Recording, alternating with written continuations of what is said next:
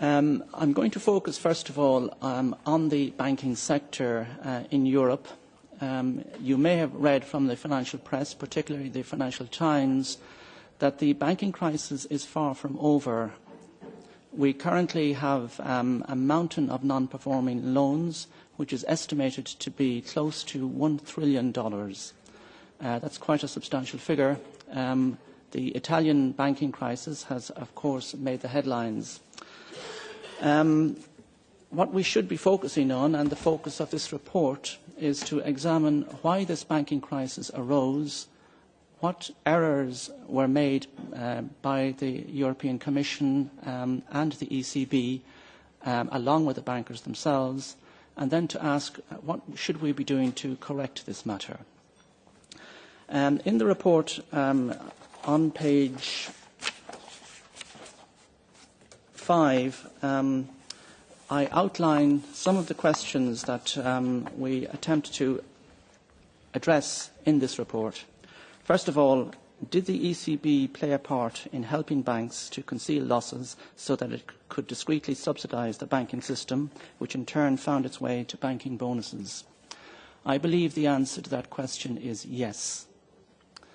The reason for this is that in 2001, the ECB became aware of attempts by members of the accounting profession to introduce loopholes that allowed banks to conceal or delay the recognition of losses. These loopholes were contained in an accounting standard called IAS 39. It was a loophole that apparently allowed banks to make misleading statements as to their financial position. In summary, some banks from the period 2005 to the present were deeply insolvent, but they never revealed that in their annual report because of this loophole. The same banks, particularly banks in Ireland like Anglo-Irish Bank, claimed that as late as 2008 and 2009 they were making substantial profits. Yet they had to avail of substantial funding from the ECB, and they later admitted to substantial losses that they made. Secondly, did the ECB break the law by helping banks to conceal their true financial position? Again, I believe they did. IAS Regulation 1606 of 2002 basically says that you can only apply accounting standards that comply with company law.